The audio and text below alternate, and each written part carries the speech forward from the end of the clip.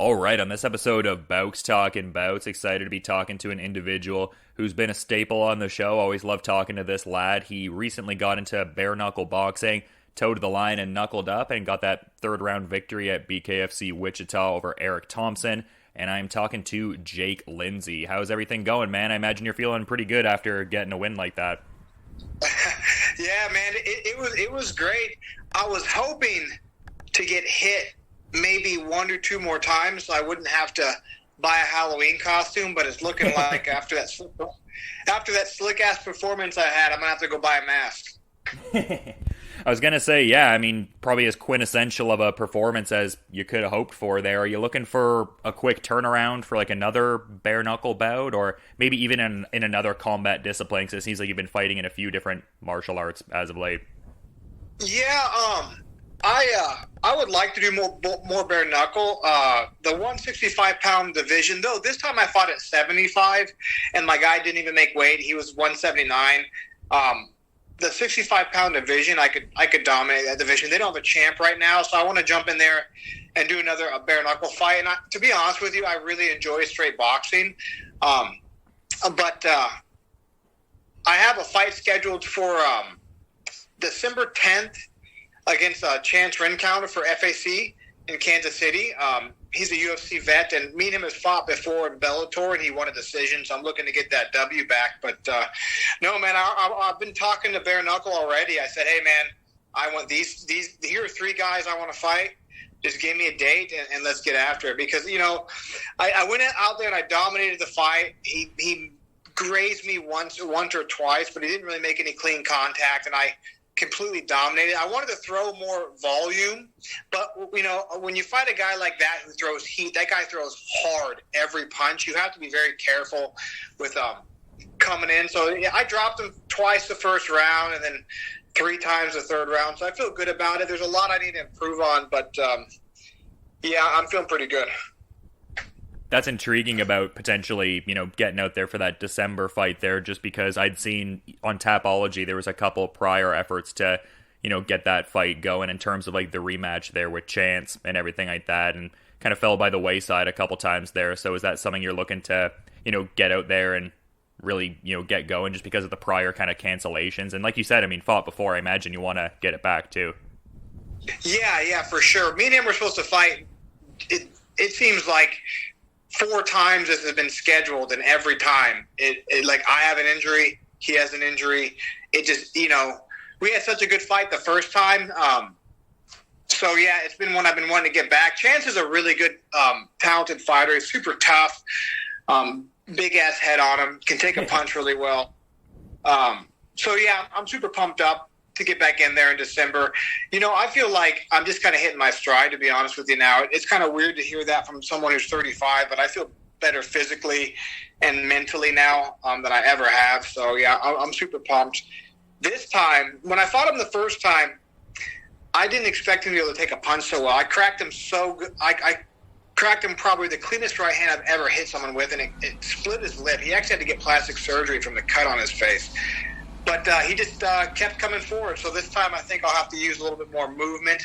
Kind of like my fight with in BKFC. Be a little more slick with it. Don't try to put him down with one punch and just counter wrestle. And I think it'll be a good and excited fight. I know he's worked on his hands a lot, so he's going to be willing to trade. He's a longer guy.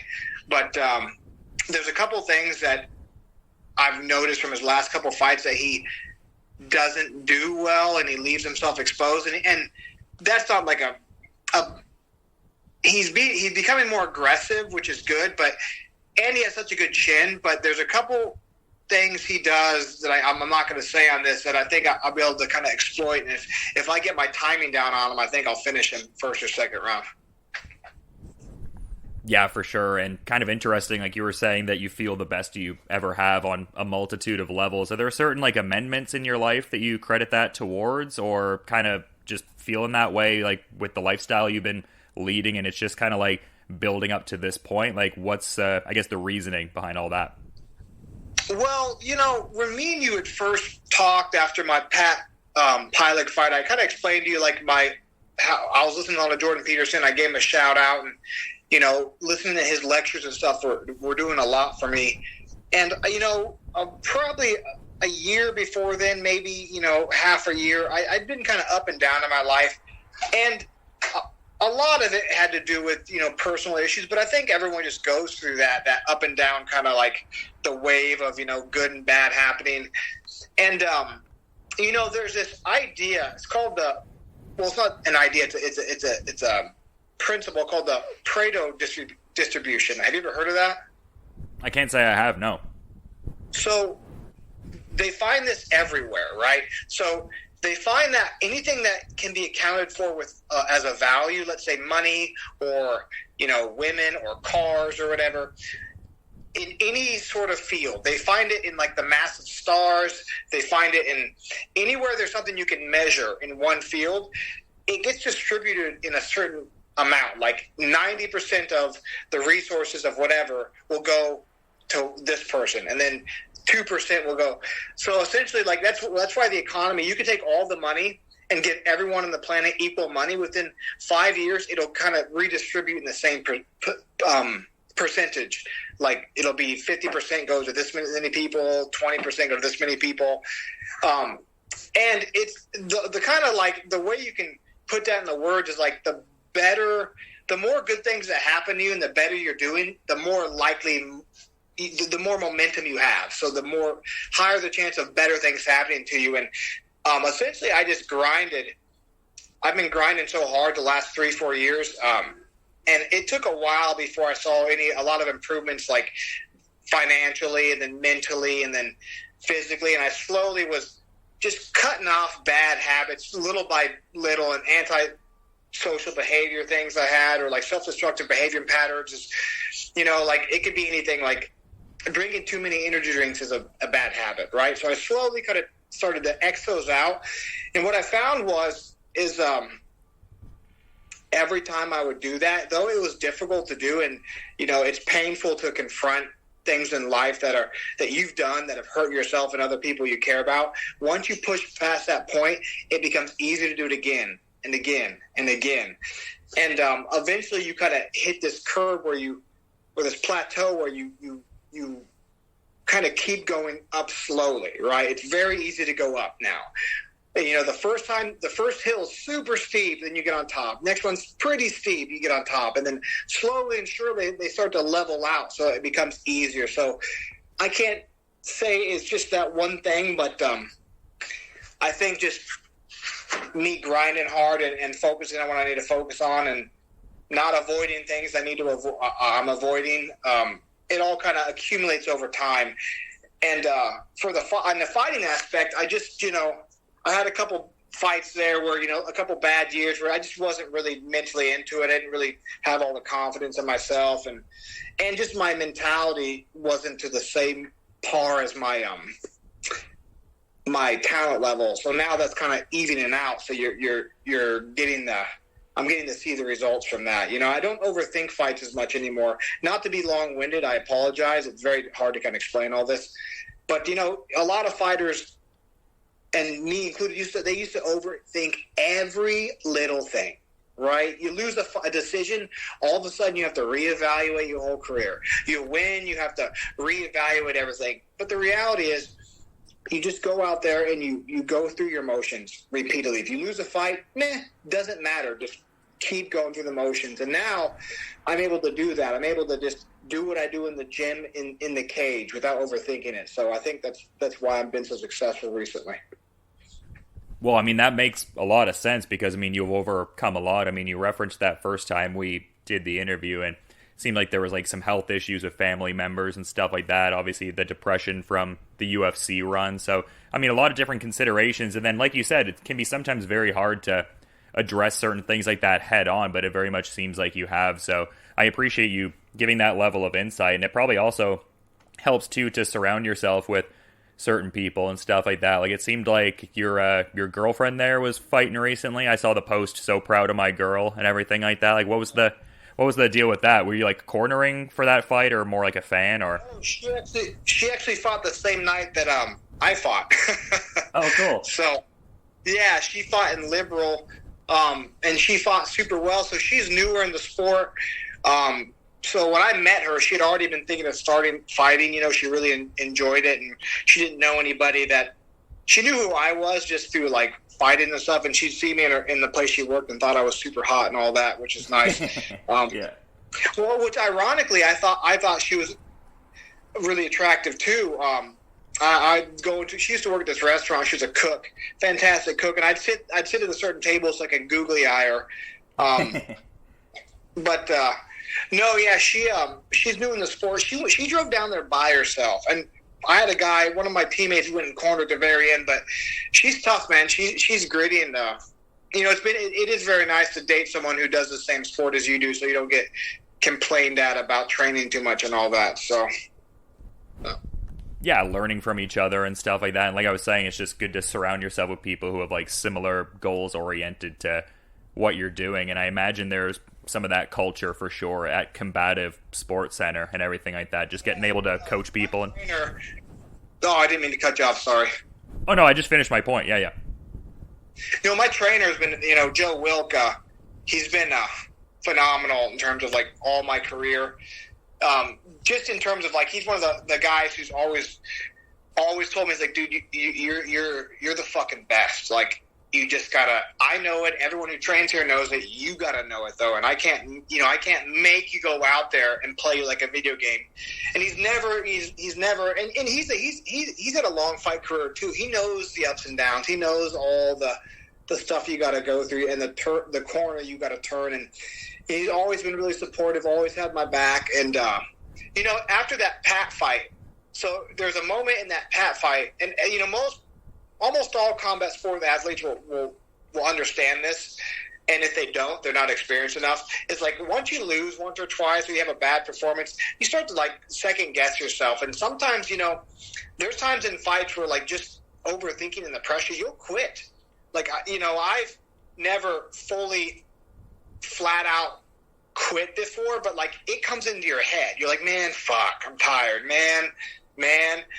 And that's a battle in itself. And once you turn the corner, it was that Pat fight. I really turned the corner. I've had some, you know, right around that time, I had a couple fights where I'd either smash a guy or like I'd be last round, I would be fighting a takedown and I'd say fuck it and kind of like just be too tired and concede position. That's that little give up part. And during that Pat fight, second round, he hit me with in the first round, he hit me with a really good knee. And I went back to my corner. And I was like, man, I'm tired. I can't see very well. Joe's like, he's like, well, I guess you're going to fight blind then. You know, and yeah. It was right around then. To answer the question, having that coach that never gives up on you and like really like, you know, pushes you forward, you know, it makes all the difference. And that was that fight where I turned the corner mentally. And since that fight, I've never, ever, ever had that any sort of like negative thought in the cage. You know, it's go out there, go through the motions, take care of business, and it is what it is. Yeah, well, it seems like it's so essential to have that kind of rapport with a coach where they can almost recognize those moments where, like you said, almost like a certain conceding position or like admitting the level of fatigue, like having that rapport with a coach whereby they maybe notice that's going on and then try to shore it back up. I mean, that must be so essential. Well, Joe's interesting. He's a good coach in a lot of different ways, but he's really good at just getting you motivated. Like, so for the BKFC fight, so the main event was Dave Rickels, who's a really good friend of mine and a teammate, super tough guy. So, like, in his corner, you have Joe, and then you have his other two corners. So Joe's not necessarily there for technical advice. He's there to talk shit and get you going. Yeah. And it works. Like, he's really good at that. So, yeah, I've been blessed in that regard. And, you know, I've been also, like, having kids really did a lot of positive stuff for me. There's a quote, I can't remember, I think it was Carl Jung who said it. He said, a man doesn't become a man until you have children. And I believe that to an extent. It really makes you up your game and step outside yourself and, you know, and all that. Oh, I imagine it adds a tremendous extra dimension to the life and stuff like that. I mean, well, you got a lot of cool stuff going on in your personal life too. Like, I'm glad to hear the business is doing well and stuff like that. And like, I'm kind of curious, like, what are you doing business wise? I don't know that I am aware of the specifics per se. Well, I own a moving company, Movie Made Awesome, and I started that it's been a year and a half now. A buddy of mine, Abe Wagner, he's the ex-fighter. Oh, yeah. Abe Wagner, yeah, he's a very talented entrepreneur, and he had this kind of like, I'm not sure if they're still doing it or not, but he had this kind of like mentorship program where he'd help people start businesses and stuff, and he got in the air about that, and he was writing a book about it, and he kept telling me, and then one day I was like, you know what? I was like, I want to jump in and try it out. So he helped me out tremendously with coaching me on that stuff. If anyone wants to learn how to start a business, hit up Abe Wagner.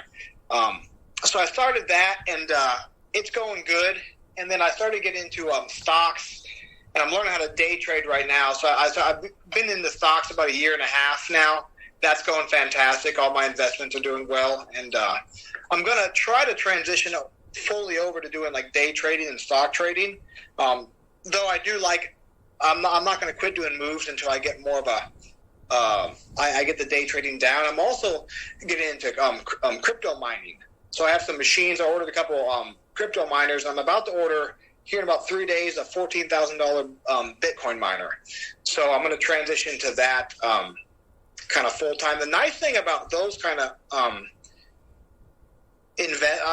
shouldn't say work, but those kind of businesses is, so in crypto mining, it's all passive.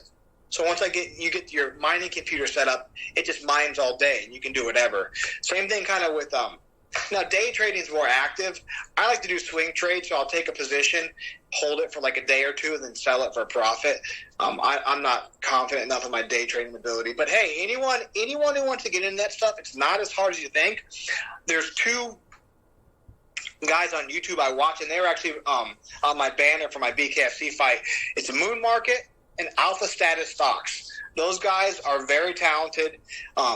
They're easy to listen to, and you get in their Discord, and they will you pay for the Discord, right? The Patreon, and the level of knowledge in there I mean, why ever go to school for learning how to trade stocks? So, like, I'm serious. If you guys want to make some money out there, especially in the OTC, which is penny stocks market, hit up Moon Market on YouTube and Alpha Status Stocks. I'm telling you right now, they're going to make you make some fucking gains. Let's get it. Yeah, I feel like I have to... I'm talking about it now, man. I'm getting all excited. I was going to say, I feel like I have to check that out because, like, I would like to learn more about that kind of stuff, but sometimes I feel like when I kind of give it a cursory glance, I'm like, damn, this is like a different language. Like, what are they even saying? But, I mean... Right. And, you know, they, like... So, for example, they do a lot of... it's really easy, like, to just watch a video and have a guy break down all the DD, all the research on a company and yada, yada, yada, instead of having to do it yourself. It makes it much easier. Here are my positions right now, and I got into these positions specifically because Moon Market and Alpha Status Stocks. There's two companies, CYBL and ILIS. Now, ILIS, I'm telling you right now, that's going to be a banger. In a couple months, it's going to shoot. The price is going to shoot. I jumped into those positions. So I jumped into ILIS at 7 cents. It is now sitting at this very second 40 cents. So I bought. That's 3-4x gain right there, and it's not done running yet. So, yeah, man, I'm telling you, dude, you got to get in there. You got to tell them I sent you, though. Tell them I sent you. Yeah. Yeah, I'll tell them the librarian gave me the recommendation. But you talk about how the show's easy to listen to. I mean, I know you're into some of the more abrasive kind of listening too, like the black metal. And last time we were talking Infant Annihilator a little bit. Like you been jamming some metal lately? Like, what have you been jamming in that regard? You getting a little heavy with it still? Yeah, I every now and then. I've been so busy. Like when I'm on YouTube now. You know, thanks for reminding me. I haven't had a day where I just sat there and listened to music all day. I used to do I would just listen to music all day. It's really relaxing to me. But I've been so busy, like keeping up with all the stocks and all the information every day. You know, there's a band that let me look it up for you. I haven't been listening to any new music. I mean, I'm always just jamming out to, you know, Dimmu Borgir, you know, Behemoth, all those bands. But there's a band called, and I'm not going to pronounce this right, Agaloch, Agallloch. fantastic band. Check them out. I just stumbled upon them on YouTube, but no, mostly, man, I listen to lectures and stuff about stocks right now. I'm just trying to absorb so much of that stuff as I can. I'm so busy, man. I got the kids, I got, training, I got my business. So like, I really don't have a lot of time to sit down and just kind of relax. But you know what? After this interview, just for you, I'm gonna crack out some metal. By the way, is this you? Yeah, that's me in the picture now. You look good. You shaved that beard. You look clean now, boy. I got a little bit of something. I got kind of the similar facial hair you do a little bit, like a little more put together. You must be beating those girls off with a stick, huh? It's funny you say that, because in our first interview you were saying like, oh yeah, we're gonna have to go to like the party after. I got like a dozen girls at the hotel or something to that effect. And then like my buddy who was the videographer actually like low key kind of got in shit with his girlfriend. Like she's like, you didn't go to that, did you? And it's like, oh, we're just. Oh, that's so funny, dude. I'm telling you right now, it's so funny how women they are like detectives. But here's the problem. Is a lot of times they're just wrong, right? They hear like, like I got in trouble, not recently, but like you'll one of your friends will just be hyped up, like, oh, come over, man, we're gonna have girls, we're gonna have this, and you're like, cool, I'll pop by. And in your girl's mind, she thinks there's like strippers on the table, and they're, you know what I mean? It's just crazy. That's so funny, man. Tell him, what did he tell her? He should have been like, hell yeah, there's girls all over the place. That's what he should have said. It's funny, I'm supposed to talk to him tomorrow, so I'll for sure have to follow up with him and ask about that. He'll probably be tickled that we were talking anyway. I mean, I usually reference that interview a fair bit. I apologize and tell his girlfriend that I am a respectful man, and I respect the relationship.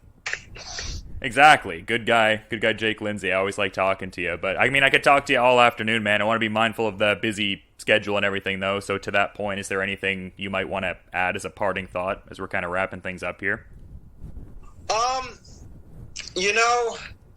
I would say, since we talked a lot about mental health on this, and, it's a big passion of mine, and if anyone out there is struggling or you just feel like, because everyone feels, I mean, I feel like that from time to time, so it feels like nothing you're doing is making any progress, and it doesn't matter how hard you try and all that crap. Just keep grinding, and remember that your ancestors struggled and toiled and in situations, and this is what I think about sometimes during fights. If I'm getting tired, I'm like, man, my ancestors fought lions with sticks. Yeah. They struggled, and it's not for nothing, and you'll turn the corner at some point, and everything's going to get better, so just keep grinding and let's get this money.